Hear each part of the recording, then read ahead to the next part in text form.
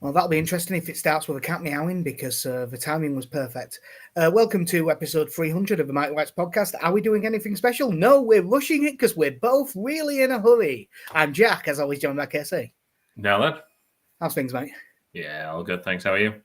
Yeah, all good. Just one of those weeks, everything happening. But it's been a good week from a Leeds United perspective, starting with a 2-0 win against Norwich. Yeah, I think the wording I said coming away from the ground to you was 18 more of these and we'll be fine. Yeah, and that is definitely true. I mean, the start was fantastic. Leeds just played some good stuff down the right with Aronson and Bogle. Aronson releases Dan James down the right. Good cross. Manor Solomon, who everyone assumed was going to get rested, finishes well 30 seconds in. And, you know, it's a really good goal. Gets Leeds in front. And then for basically the rest of the first half, Norwich looked quite good in their own third and the middle third with very little up front. Leeds just seemed happy enough to let that happen. And probably looked more threatening than Norwich, but without either side really kicking on. But it seemed like Leeds could have kicked on, they just weren't required to. Yeah, it's very much become a trope of Fox football, I think, at this point, is that whilst ever we're in front and looking pretty comfortable, we don't really need to press on for more. It's maybe not as swashbuckling as we'd like it to be, but it's clearly working very well at the moment. Like I thought kind of Norwich's patterns of play in like you say, in their third and the middle third were pretty decent, to be fair. And I was a little bit surprised coming away from that going into that, we were talking about the quality they sort of had in their front three, although obviously we'd mentioned that... I think missing Sainz was a big thing. Yeah. Ultimately, Onel Hernandez comes off in that game, and you could very well have gone that entire game without knowing he was really there. Yeah. Yeah. I was going to say, I thought it was a bit weird. I mean, I know it's a really long way to go. It's a lot of travelling. I was very surprised at how downbeat the Norwich fans were. Like, you know, how shit must you be? It's only 1-0 and singing "We've got the ball." When they had, it was like 50-50 was possession. It's not like we had 80% of the ball, so there could be an ironic cheering that they got it themselves.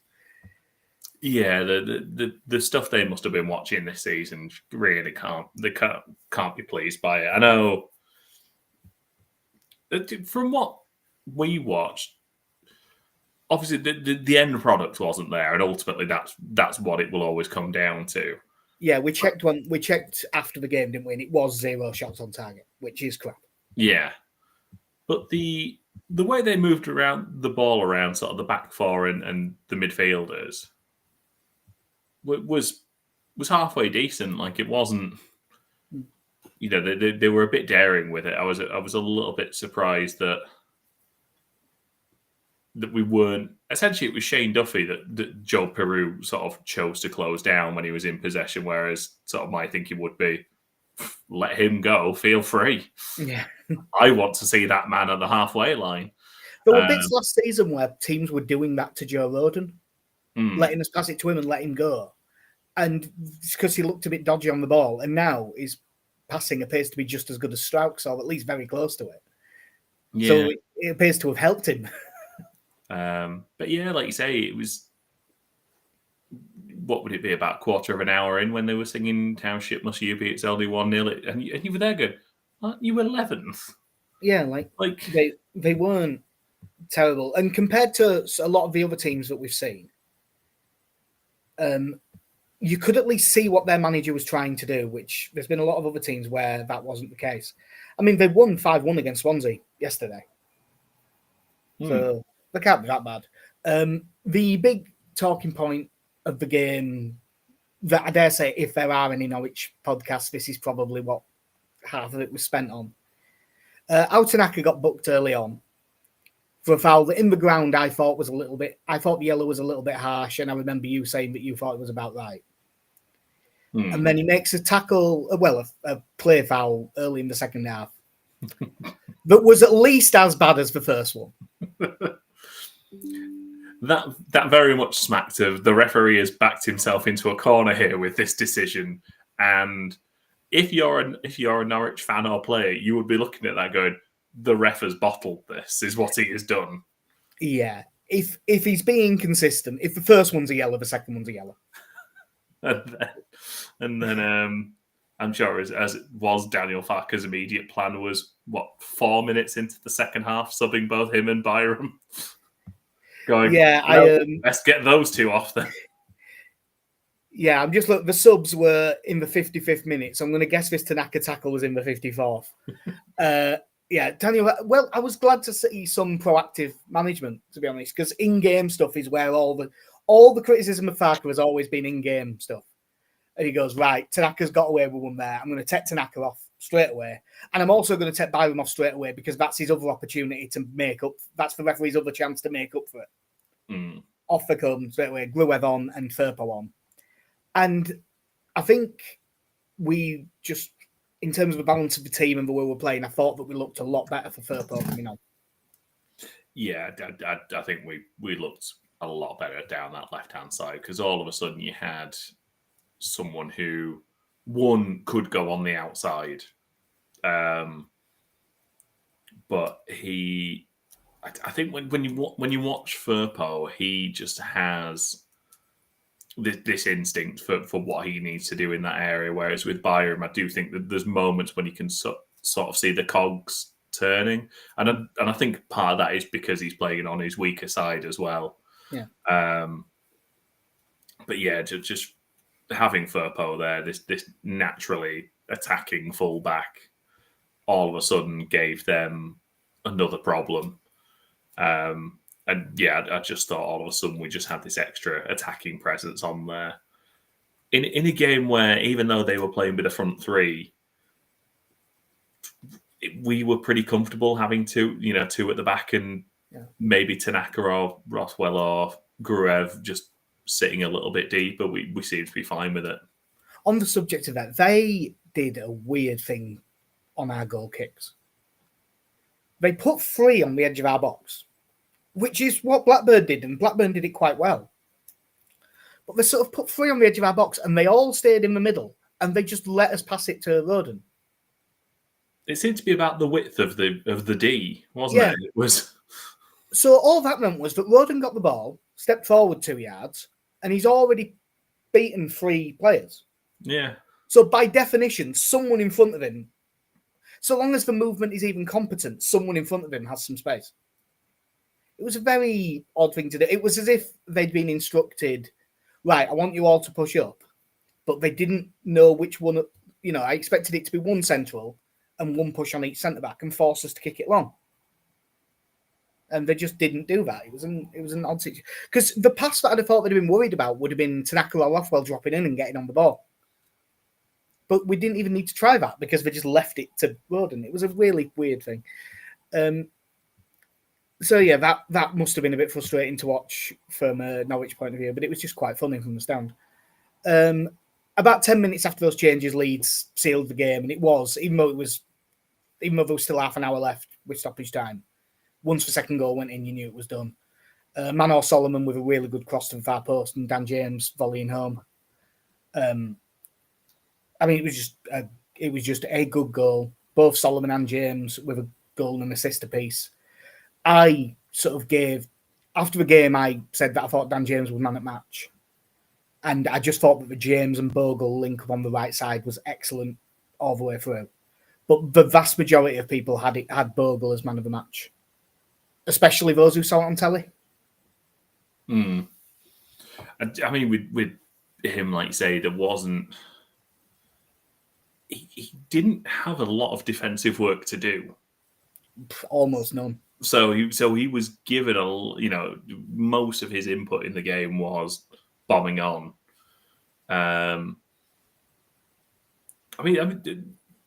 You look at some of the play we put together, and the opening goal was some of the nicest football we've played this season.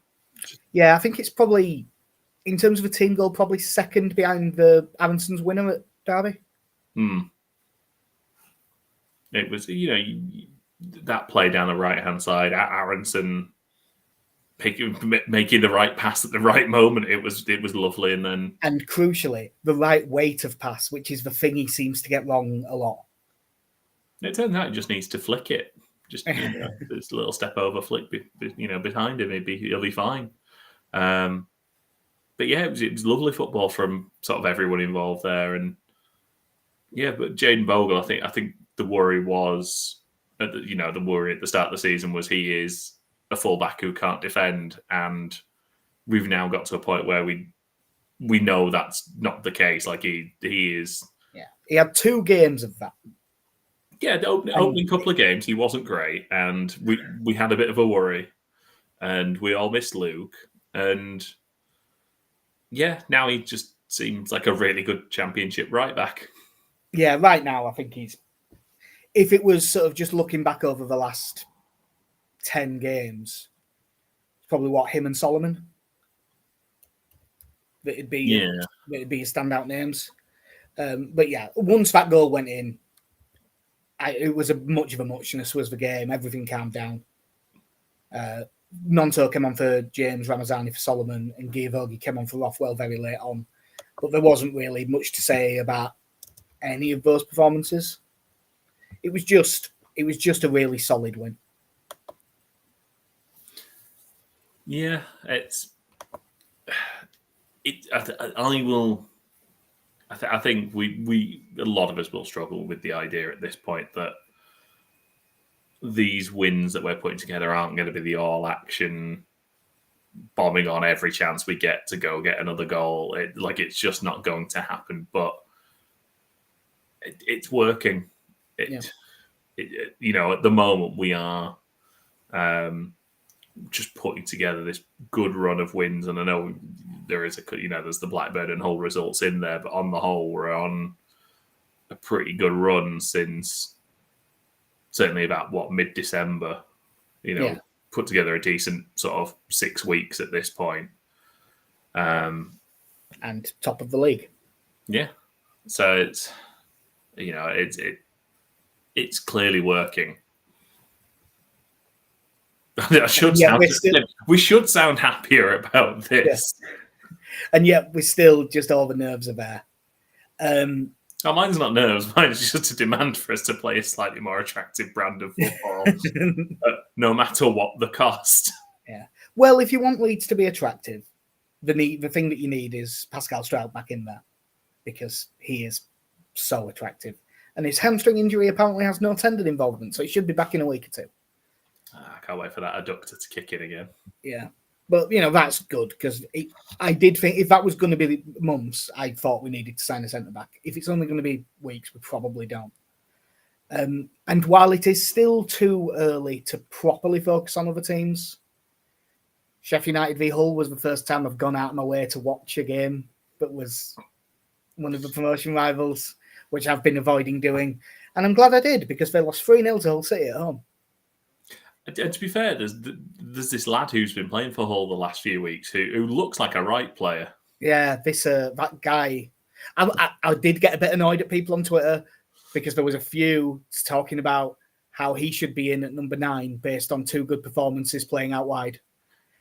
But yeah, Joffrey was as much sense as his choice making for who plays up front week to week at the moment. Yeah. To be fair, Joffrey was pretty good. And Hull were excellent, to be honest. The chip he scored, and was that his first game for Hull when he scores that chip? I think that was his second. I think that was his first start. I think it was his second game. But yeah, the scream we scored. But they lost that game, didn't they? 2-1. Yeah, lost that, and then I think he gets an assist in the Sheffield United win. Yeah, they were really good. Were Hull and Sheffield? I mean, Sheffield United. They were a bit unlucky with goal they had disallowed, because it looked. If it's given for the first one, I think he's just onside. If it's given for the second one, he's 5 yards onside. So I'm going to assume it was for the first one.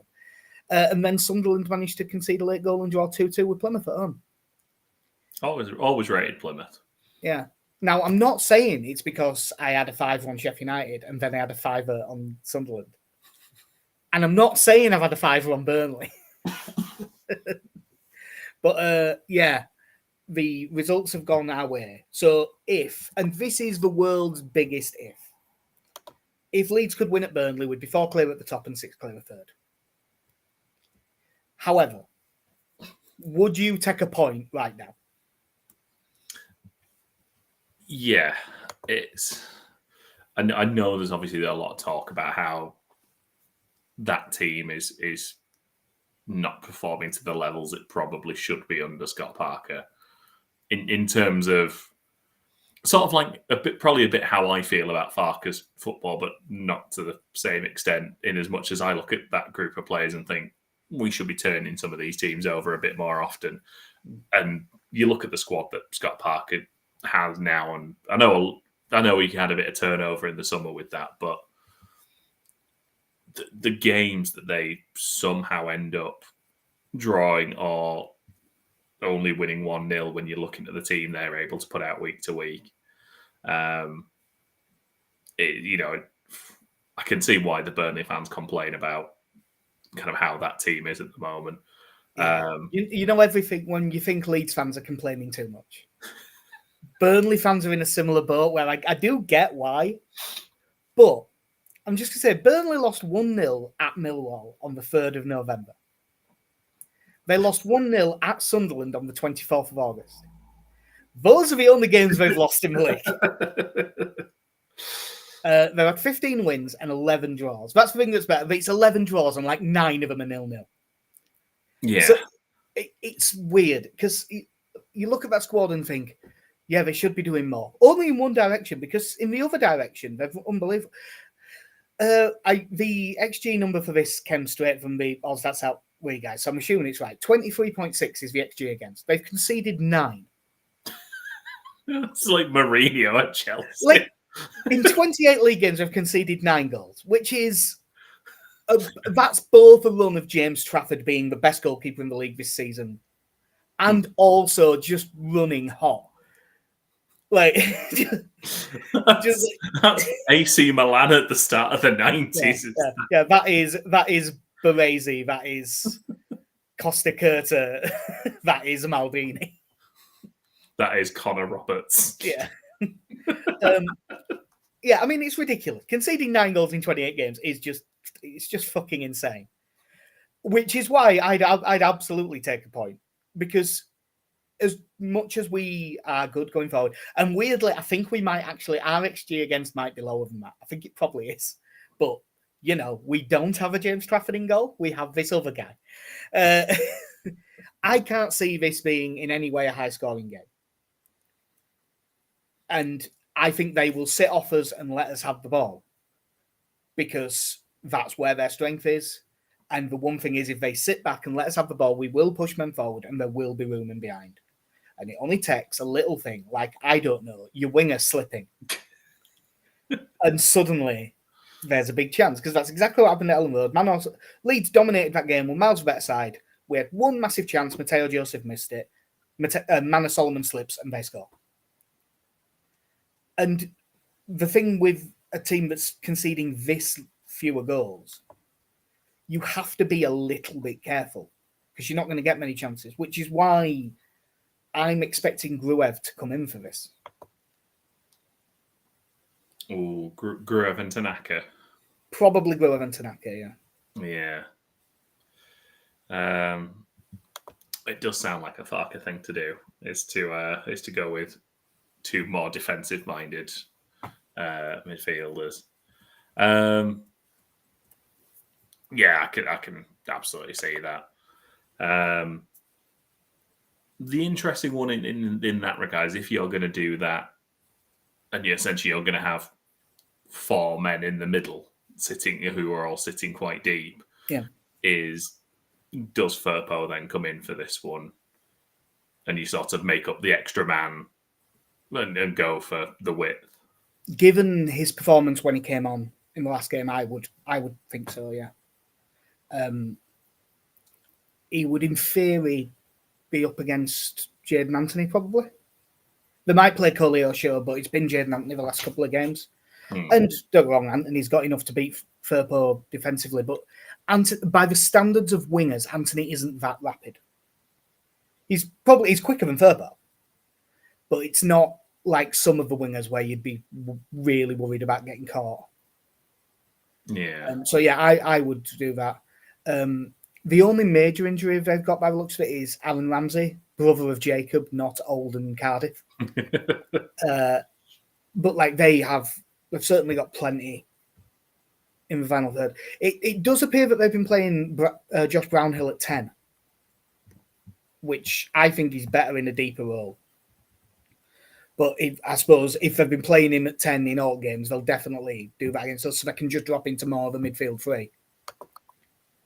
And they've been playing like Lyle Foster, who is a striker on the left, and Zion Fleming, who's more of a 10 wingery type up front. But again, seems to be working quite well. And they don't score a lot very often, but they did win 5-0 at Plymouth last time out. All 5 goals in the first half. So yeah, they're in decent nick. They're basically 4-2-3-1 like we are. Obviously, we've mentioned James Trafford, who is best goalkeeper in the league so far this season, and is probably going to be in the next England squad by the sounds of it, which I think is fair enough because it's the one position where Premier League or Championship doesn't matter as much. Probably Connor Roberts at right back. Obviously, we saw plenty of them last season. In the last game they played... well, yeah, good point. We saw some of Connor Roberts last season. Yeah, we saw bits. They played that Luca Pires, the Brazilian left back, in the last game. But looking through it, they seem to play Pires in games that they're expecting to like be on top, and that Bashir Humphreys plays left back in games where they're playing against a better side. So I would expect it to be Humphreys, and he'll like tuck in and make a free. So only Roberts will be the full-back that goes forward, and he'll stay a bit deeper. Midfield, Josh Cutt and Josh Lavon, who got 3 goals between them in the last game. So they are capable of getting forward, but they won't push up as much against us. Brownhill at 10, Foster, Anthony and Fleming. Like, it's a good side. And you've got, like, coming off the bench, then you've got, like, Jay Rodriguez. They've got, like, Koleosho, who scored at Elm Road. Jeremy Sarmiento, who's one, a decent player, but two, a bit lippy on Twitter. And lippy to the crowd, and just an arsehole, Hannibal Mabry. Yeah. Just, like, really cannot stand him. The other thing that's really Maxime Esteve at centre back by people who have seen a lot more of all the teams than I have, is a lot of people's best centre back in the league this season. He'll play with CJ Egan Riley, who I don't know as much about. He was really highly rated when he was at Man City, but that Esteve has been really good. And CJ Egan Riley's brother, Roman Egan Riley, is apparently on trial at Leeds, or at least was until recently. It's a good team, and you know, a team that's only got beat twice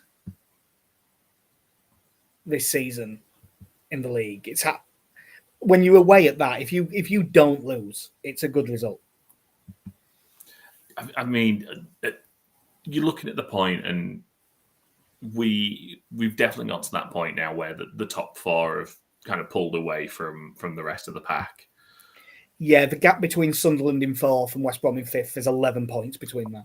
Yeah, and it's one of those things, you know it's going to happen at some point. I think it just took a little bit longer for that to happen. I think we're sort of now past the phase of no one wins away from home. I think we've kind of moved past that part now. How about no one wins at Burnley? Well, no one wins at Burnley. It's barely score. So it really feels like at this point with where we are, it's a case of don't lose to the other 3, win the rest of your games. And there will be a defeat. There will be the defeats in there somewhere. But I mean, no one, for how strong, it doesn't matter how strong the teams at the top of the league are, they're going to lose games. I mean, because obviously we've got Burnley and Sheffield United will both be their away games. So if you come away from those two games with a point apiece, you're probably pretty happy with that. And then if you can get a win against Sunderland, would be. I mean, because our record is so far against those three: 1-1, lost 1, drawn 1. Yeah. So at that point, then can we just keep winning your other games, win the games you should win, and hope if you do lose a game, it happens on a weekend when one of the other teams drops points as well. I mean, it would be great for us to win tomorrow and it would be massive. But a draw and to get and then at that point you have this much of the season left and you can say, right, we don't have to worry about Burnley anymore. That we've got those games over and done with now. Yeah. We might have to worry about what they do against others, but we're done. I think I'm hoping it's to our advantage. Is that sort of looking at the fixtures? If you get that game out of the way, I want to have a look actually just to see kind of what we have in like the last 5 or 6 games. I know that we finish at Plymouth, don't we? But that's I think the only thing I can remember at the end. Well, I'm just going to get the fixtures up here. What have we got? So you're running. So let's have a look. So we play Sunderland and Sheffield United back to back in 17th and 24th of February. Yeah. So you've got those games out of the way with by the middle of February. In theory, if you can get the decent results you want out of them, your running then for the next 2.5 months, whatever it is mostly winnable games. Yeah, but unfortunately, it is Leeds, and that is when we're liable to do something silly. When is that final international break? Yeah. I mean, I can't help thinking. So, who have Burnley brought in this January? Oh, they've re-signed Ashley Barnes, who last time he played against Leeds was so bad that the entirety of Ellen Road was singing "Ashley Barnes is fucking shit." And John Joe Shelby, just back from Yorkshire Turkish side Eyüpspor. Nice. My brain has got 87th minute, Shelby's free kick, Barnes header, 1-0. When they've had 2 shots all game. And then by the way, I'm spoiler, that's my prediction, 1-0 Burnley. And then Barnes commits assault on one of our players and somehow doesn't even get booked for it. Yeah. I will say the giddy part of it looks at our last 5 games of the season and just think, look, lads, if we don't get promoted with that running, we don't deserve it at this point. What, you mean like when we played Blackburn and Sunderland at home back-to-back, and I said, if we don't win these games, we don't deserve to get promoted last season, and then we didn't get promoted. They were dreadful games as well. Yeah, so it'd be quite nice. You got we've got Burnley this, Monday. I was going to say this weekend, this game weekend, and then we got a couple of weeks until we play Sunderland and Sheffield United. God, I'm going to go with a 1-1 draw. I think we breach. Right, so you're going 1-1 draw. I've got 1-0 loss. Connie 3-1 win. It's Connie, of course it is. 3. Okay. Yeah, Alex has got a 1-0 win, and Benny has gone for a 2-2 draw. Me and Connie both actually got maximum points against Norwich with 2-0 wins, which puts me in second. Connie in first with a 10-point lead. Yeah, I've laughed at Connie for that, but he's doing best out of anyone. But Jesus, don't get me wrong, I'd be absolutely thrilled if we went and scored a third of the goals that they've conceded this season in one game. Yeah, it would be nice. So as for Leeds, Meslier in goal, Bogle, Roden, Ampadu. Do we both think Firpo? I think so, yeah. I think it'll be Tanaka, Gruev.